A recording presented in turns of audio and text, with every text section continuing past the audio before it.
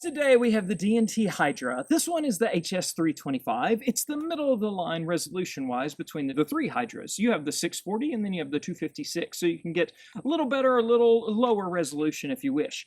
If you've been watching the channel, you know we've covered DNT quite a bit because I love the Thermite. The Thermite had everything. It was all in one. It was multispectral. If you have the Thermite and take the thermal away, well, you have the Zeus, and then if you have that thermal that you took away, that's where you end up with the Hydra.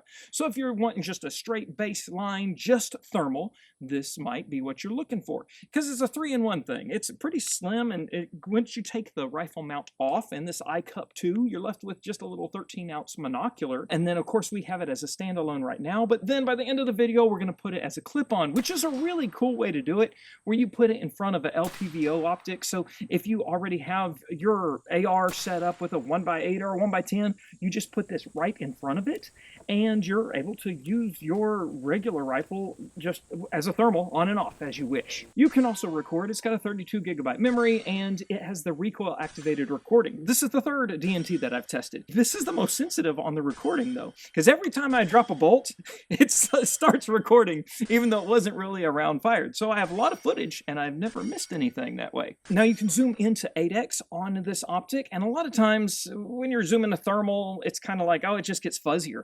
But DNT has their proprietary super resolution image algorithm, and it resolves that losing definition on the digital zoom. So you'll zoom in, and it's not like magic, but it is quite an improvement when you use the zoom function. So we've got this on a 9mm just because it's fun, and you can really see even the bullets fly at times.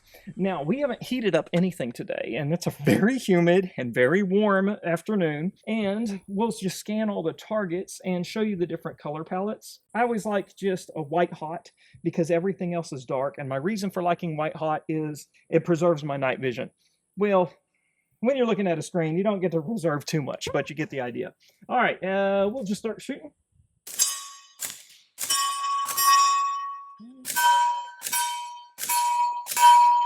A lot of bullet fragments there. It's fun.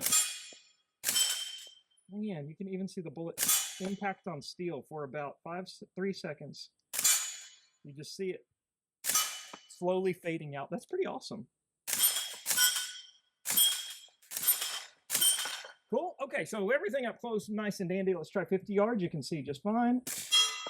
75. Oh, yes. Okay, there's 100 yard. That's pretty cool. I do want to shoot further, though, because you can actually see the bullet in flight. So let's try that buffalo.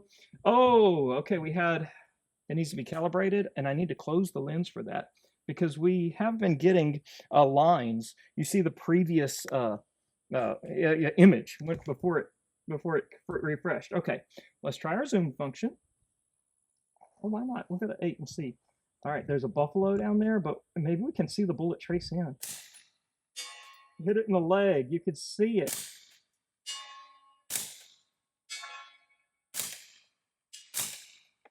I'm giving it like 3 feet, but you can see the bullet trace in. And from 175 yards, we can actually see the thermal impact of the bullet. That's pretty cool. And here's a few pertinent settings that you'll find in the menu. You can have connections, which streams to your phone. The zeroing profiles, you can have 26 zeroing profiles and a freeze function, so you can have a one-shot zero. You have 8 reticle designs, and you have 5 reticle colors that you can choose from, which is really handy depending on what color palette that you're using. And there's also a picture-in-picture setting that will give you a more zoomed-in image. And I just thought this footage was funny. This is kids at summer camp with snow cones. You can see how cold the snow cones are in their hands, as well as even their noses are cold.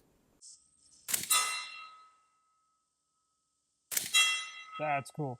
Let's try 100 yards. So it can be an improvised corner shot if you want to use the streaming like that.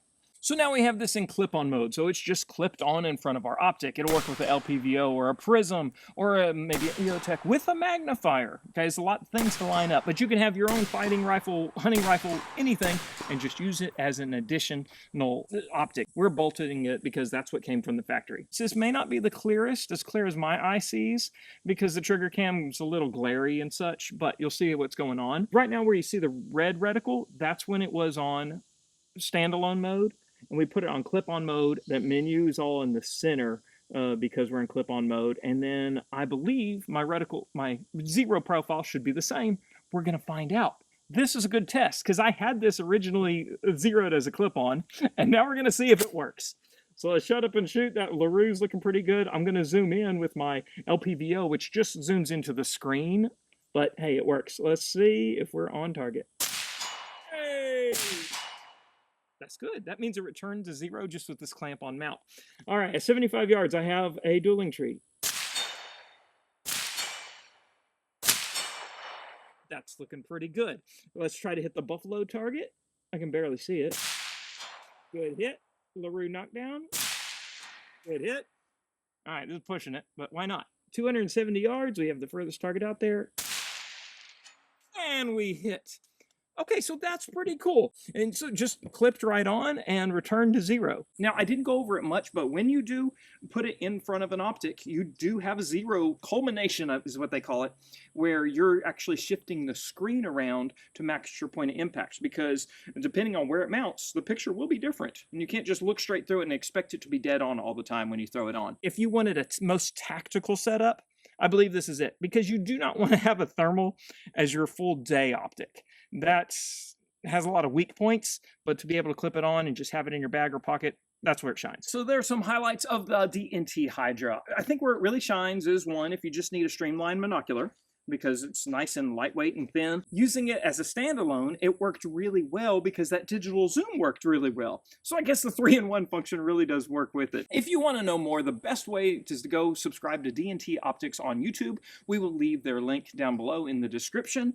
And then, of course, you can save 10% on these. This one runs $1,500. You can get the 640, I think it's like $2,500. And then if you want sub $1,000, you can go and find the Hydra, that's the 256 sensor, and it will be right under 1,000. And use my promo code topshot10. You'll get 10% off that as well. So you can go check it out there. Thanks for watching today. Okay, I love you. Bye-bye.